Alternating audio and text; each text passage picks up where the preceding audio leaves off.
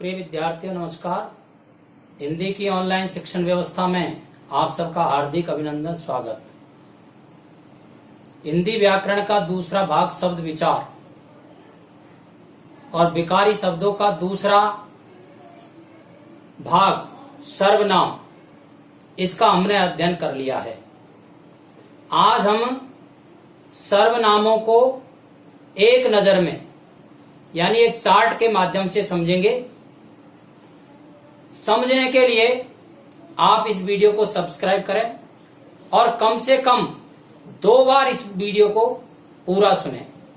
आज के अध्ययन का महत्व इसलिए भी बढ़ जाता है कि संपूर्ण सर्वनामों को यदि एक साथ हमें समझना है तो इस चार्ट का बहुत बड़ा उपयोग हमारे लिए है। तो आज का हमारा अध्ययन का विषय है सर्वनाम। सर्वनाम क्या है? सर्वनाम शब्द है और पद है। जब ये स्वतंत्र रूप से काम आते हैं तो शब्द होते हैं, और जब इनका व्याकरणिक दृष्टि से वाक्यों में प्रयोग होता है तो ये पद बन जाते हैं। सर्वनाम का अर्थ एवं परिभाषा।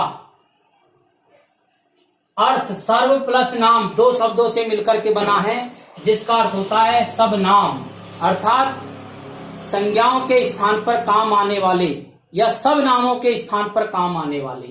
परिभाषा भी इसी तरह समझाइए। संज्ञा के बदले काम आते हैं, सर्वनाम कहलाते हैं। सर्वनामों के भेद या प्रकार, तो यहाँ 6 भेद लिखे हैं।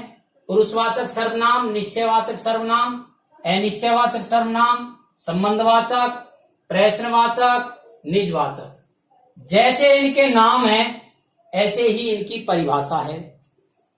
पुरुषवाचक पुरुषों का बोध कराते हैं, निश्चयवाचक निश्चित व्यक्ति वस्तु स्थान का बोध कराते हैं, अनिश्चयवाचक निश्चित व्यक्ति वस्तु स्थान का बोध नहीं कराते हैं, संबंधवाचक वाक्य में आए शब्दों में संबंध प्रकट करते हैं, प्रश्नवाचक ऐसे सर्वनाम जो प्रश्न पूछने के काम आते हैं, और निजवाचक ऐसे सर्वनाम जो तीनों पुरुषों में आप या स्वयं का बोध कराते हैं, वो निजवाचक सर्वनाम कहलाते हैं। पुरुषवाचक सर्वनामों के भेद बताए गए हैं। तो पुरुषवाचक सर्वनाम के 3 भेद हैं: उत्तम पुरुष, मध्यम पुरुष, अन्य पुरुष। इनके उदाहरण दिए हैं: मैं, हम, तू, तुम, वह भी। उत्तम पुरुष बात को कहने वाला, मध्यम पुरुष बात को सुनने वाला, अन्य पुरुष जिसके संबंध में बात कही जाती है। निश्चयवाचक सर्वनाम के उदाहरण: यह, वह, ये, वे। अनिश्चयवाचक सर्वनाम: कोई, कुछ। संबंधवाचक सर्वनाम: जो, सो, जैसा, वैसा। प्रश्नवाचक सर्वनाम: कौन, क्या। निजवाचक सर्वनाम: आप, स्वयं। अब है सर्वनामों के रूप। तो सर्वनामों के रूप एक वचन और बहुवचन दोनों में चलते हैं। एक वचन सर्वनाम शब्द कौन कौन से हैं? मैं, तू, वह, यह, कोई, जो, सो, कौन, क्या। बहुवचन सर्वनामों के शब्द कौन कौन से हैं? हम, तुम, वे, ये, कुछ, जो, कौन और आप। आप ऐसा है जो एक वचन और बहुवचन दोनों में समान रूप से चलते हैं। और क्या ऐसा है? शब्द है जिसका बहुवचन रूप नहीं चलता है। अब सर्वनामों के रूप कारक विभक्तियों के अनुसार चलते हैं, और कारक विभक्तियों के अनुसार जब रूप चलते हैं तो इनके स्वरूप में अंतर आ जाता है, वो भी समझाया है। मैं के रूप कारक विभक्ति अनुसार कैसे चलेंगे? तो कर्ता कारक में मैं, मैंने, कर्म में मुझे, मुझसे, मेरे लिए, फिर आगे की विभक्तियां जुड़ती हुई चली जाती है।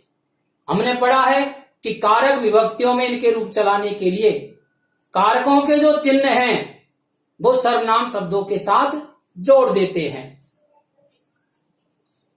तू के रूप कैसे चलेंगे? तू, तूने कर्ता कारक में, तुझे कर्म कारक में, फिर तुझसे, तेरे लिए, फिर ऐसे सातों विभक्तियों में इनके रूप चलते हैं। यह के रूप इसे कर्म कारक में हो जाता है, कोई का किसी को हो जाता है, जो का जिसे, सो का किसको, कौन का किसे और क्या का क्या, फिर करण में हो जाता है काही, काहे से,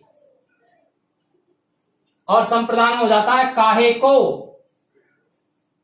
ऐसे हम के रूप चलाएंगे तो कर्ता कारक में हम या हमने, कर्म कारक में हमें, हमसे, हमारे लिए, तुम या तुमने, फिर कर्म कारक में तुम्हें या तुमको, तुमसे, तुम्हारे लिए। वे के रूप वे या उन्हें या उन्होंने, फिर कर्म कारक में उन्हें, उनसे, उनके लिए। ये के रूप इन्होंने या कर्म कारक में इन्हें, इनसे, इनके लिए। कुछ के किन्हीं को, किन्हीं से, किन्हीं के लिए। जो के रूप जिन्हें, जिनसे। कौन के रूप किन्हें हैं, किनसे, बहुवचन रूप होगा। और आपके, आपका बहुवचन रूप होगा आप लोगों को, आप लोगों से, आप लोगों के लिए। इस तरह से सातों विभक्तियों में इनके रूप चलते हैं।